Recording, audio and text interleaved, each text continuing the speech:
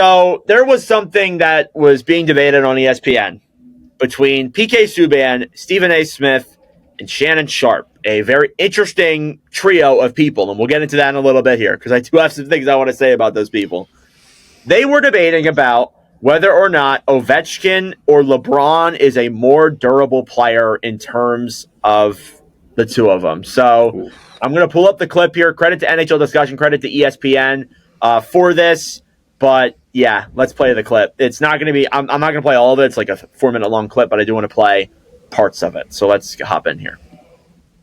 I think it's borderline insulting to think that the longevity of LeBron's career is even close to the comparison of what Alex Ovechkin has done over the past 20 seasons. There is no way that anybody on this planet is going to convince me that LeBron James's body has been put through more. The grind of a hockey season. Guys, I mean, what are we talking about here? 20 seasons? He's only missed 35 games in those 20 seasons. The most feared hockey player, in my opinion, to ever lace up the skates is Alex Ovechkin. Why? Because he can impact the game offensively and physically. There's no way that anybody fears LeBron James the way they do Alex Ovechkin because of the physicality in the sport. Moving around the ice the way that he does, he could have hurt a lot more players in his time. So you want to talk about towards the end of his career. Go look at the numbers. Go look at the amount of time that he's missed over the past 5 years. Go look at what LeBron's missed over the past 5 years. I'm just saying, go watch Ovi play. What you guys are seeing of him today, everybody wants to look at him now and say, oh, it's easy. That's a shell of who Ovi's been over the past PK, 20 years. You can't have it both ways, though. Yeah. What do you mean I can't have it both ways? The durability factor. He has been one of the most, if not the most durable athlete in modern NBA time. Alex Ovechkin has been more durable. Alex Ovechkin has been more durable than LeBron James over his career. Go look at the numbers.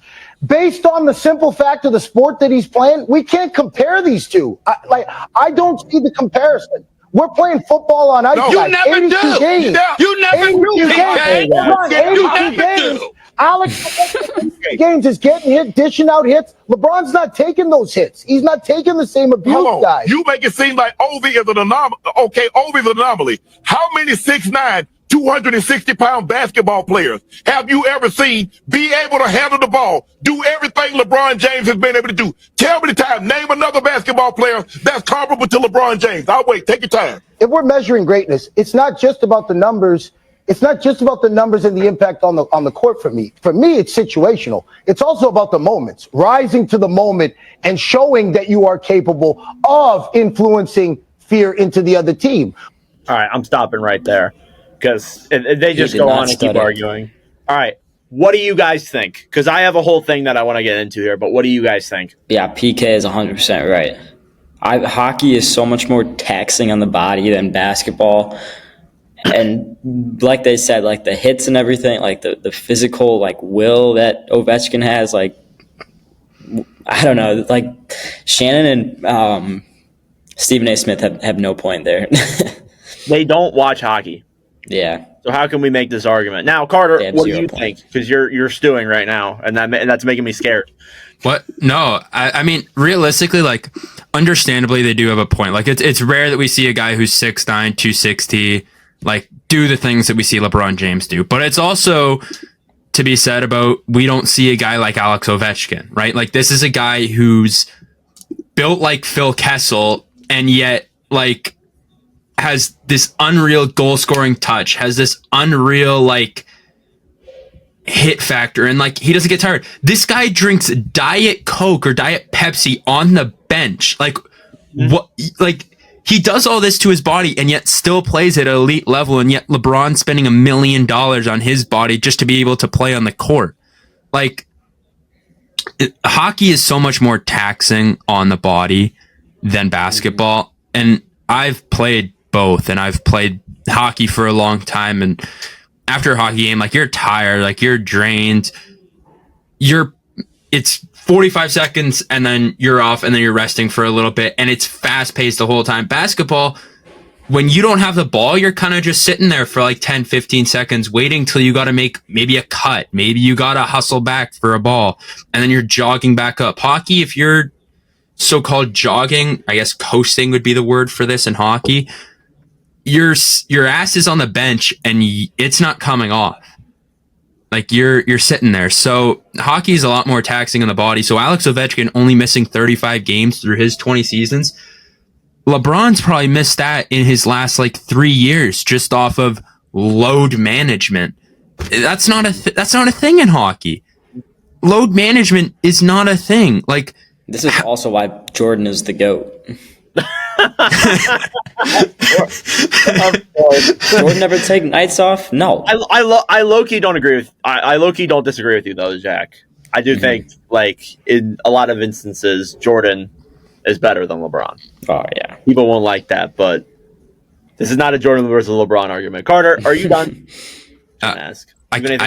Honestly, I can't even remember after Jack just kind of said that. Sorry. That's a whole other discussion for another time. I actually have an off topic. I have some topics planned for the summer that involve that, so get ready for that. But anyways, all right, we're gonna have some fun here. Carter, I want you to ask me this question because we're gonna make this a TikTok clip. Carter, ask me this question. Ask me who's better, Ovechkin or LeBron? Mr. Nordic, sir, who is better, Ovechkin or LeBron James? We're going to go down the rabbit hole here because I think there are a lot of things to talk about. First off, let's talk about the two sports. In hockey, you are playing on literal weapons. We have seen ice skates cut people and kill people. We have seen it happen. And you're playing with sticks. You can take hits to the head. You can take hits to the face. Players are spewing blood. Players are spewing with pain. You are blocking 90-mile-an-hour shots with a rubber puck that also can really hurt you. There's been plenty of instances of that as well. Fun fact, how the hell are these players even getting 90-mile-an-hour shots? That is unreal to begin with because the average people, they can't take 90-mile-an-hour shots. And these NHL players, they can. And you do that for an 82-game season plus a minimum of 16 games in the playoffs that are even harder than that. I would argue they're like 50% harder than a typical NHL regular season game would be. 50% harder because you have players playing at a higher level there in the playoffs. Now, going over to basketball, I'm not taking anything away from basketball. Basketball is generally a hard sport. You have a lot of very tall players who play the game. And again, as they said, how often is it that you see a 6'9" player play at the level that he is? And I think that's just, it is impressive. And I'm not taking anything away from LeBron, but hear me out. You look at the games missed from both of these players. I'm going to be honest, I don't watch the NBA as much as other people do. I know Carter watches the NBA more than I do, and I'm sure Jack does as well, but I don't watch it. And I don't have time. I'm watching too much hockey. I don't have time to tune into the average NBA game. I don't. Unless it's the finals, I typically don't really watch it. And I think that hockey is harder than basketball. And there's some people that won't like that, I know, and this and that, but hockey is harder than basketball for me. And over the course of his entire career, Ovechkin's played 20 seasons. He has missed 35 games. 35. And you know what? 16 of them, almost half of those games, came from this year when he broke his leg. And as well as that, too, he was projected to be back in January. He was back before Christmas. And he got injured in November. It is insane. The just durability of this player is unreal from that perspective. Now, LeBron, he's played 22 seasons, so he's played a little bit more than Ovechkin. I'll give him some credit there. He has missed 169 games. 169 games. Because he got poked in the eye. And, yeah, part of it is poked in the eye. Some of it is leg injuries and maintenance days, and I get it. You know, he's had actual injuries. I'm not trying to take away from that at all. But the fact that Ovechkin plays a way harder sport and has only missed 35 games is just unmatched. It is unmatched, including some, again, I know the Capitals haven't gone on that long of playoff runs. I totally get that, but I still think that playing in those grueling playoff games, for me, they count as almost 3 regular season games because that's how hard you're playing in those games. Now, looking at Ovi's all-time stats, He has 895 goals, which is the most in NHL history. It's very impressive. Now, I know LeBron holds the most points record, which is pretty cool. Jack, how many points is that? I don't know off the top of my head. What'd you say? How many points does he have? Like, what is the career high or the career record for LeBron? Oh, it's over 40K now, isn't it? Yeah, it's like 45? Yeah. 40, Yeah, so that's one thing you can get into. It's pretty clear that points are usually they get the goals in the NBA. And again, I want to preface this. I've been prefacing this a little bit. I don't want to take away from what LeBron is doing. LeBron has done some great things. We can argue if he's really the GOAT in the NBA. We can argue if Ovechkin's the GOAT in the NHL. But Ovechkin has 895 goals. He is third in all-time hits. Third in all-time hits. Is there even hitting in the NBA? Not only They are don't let anything slide in the NBA. not only are No. you They let grenades be thrown into the crowd. John Morant. not only is he hitting that much, and by the way, he's like only 200 hits away from the all-time record, which is unfathomable when you think about it. And he might actually hit that record too. I did not know that. Yeah, having the most career goals and probably the most hits. No other player will ever do that in the history of the NHL. Somebody might catch the goal record. Somebody might catch the hits record later on. No way is a player doing that at the same time. Not a chance. By the way, Ovechkin has 42 goals this season at 39 years old. The only other player to do that is Gordie Howe, Mr. Hockey. So he is one of two players to ever do that. Now, I've seen people, and I've read through the comments. I have seen people bring up the argument of, oh, LeBron has more rings, and I don't know at the top of my head. Jack, how many rings does LeBron have? 4. 4? Okay. And Ovechkin has 1. Listen, rings kind of really don't mean anything to me in this argument, in my opinion. Not at all, yeah. They really don't. Carter, I know you might have a different opinion than that, but No, I was just gonna say you better not pull up rings when we discuss MJ Braun. Just gonna throw that out there. well, that's NBA. We're talking about two different sports here. NHL playoffs are 1,000 times harder than NBA playoffs, and I have no shame in saying that. Again, you can take it what you will. Maybe it's because I don't watch NBA playoffs, but in my opinion, NHL playoffs are way harder than NBA playoffs. Again, as I said, like I think one NHL playoff game is like 3 regular season games worth of just grueling and hits and blocking shots and all of that. It is way harder.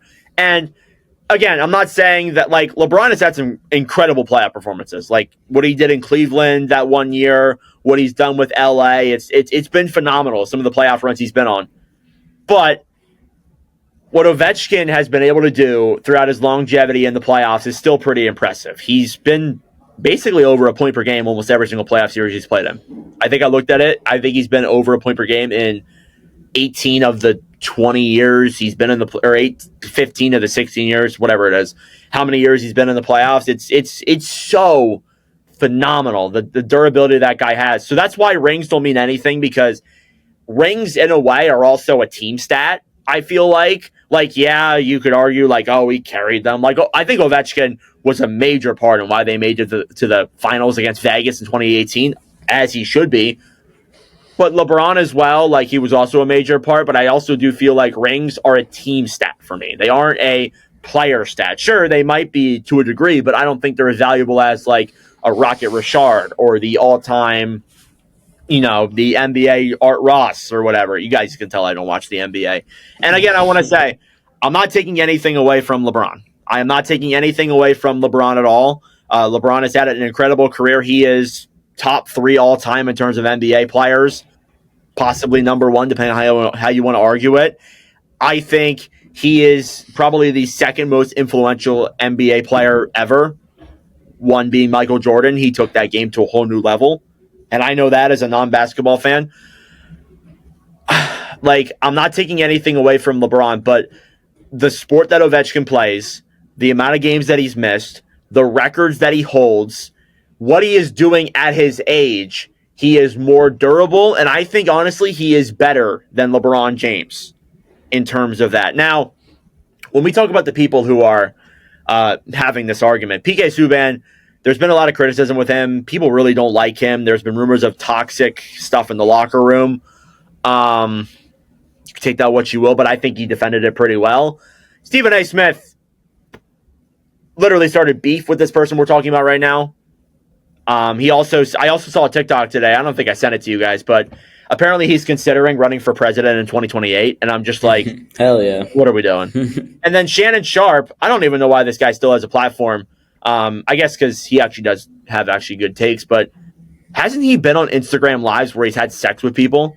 Yes. Hasn't that happened? Like, what are we doing? What are we doing? Honestly. So yeah, that is my spiel. That was a good 5-10 minute spiel there that I just had, but this is something that I feel passionately about, and this is somebody who isn't the biggest Capitals fan in the world, but has loved Ovechkin since he was a little kid. And I just think that the facts are there, that he is a better player than LeBron James, and you can take that how you want. Do you guys have any more thoughts on that? I just went on a whole tangent. You're 100% correct. Everything you just said. Thank you. Carter, what do you think? I got no other words. You kind of just said everything, so. Carter, are you a bronzexual? No. Okay. No. Good. Oh my God. What a statement. That is a crazy way to phrase that, Jack. I'm not going to lie. Oh my God, that is insane. All right, let's move on from Ovechkin and LeBron and all that good stuff. We're 40 minutes into the episode, and we're finally moving on from all of it.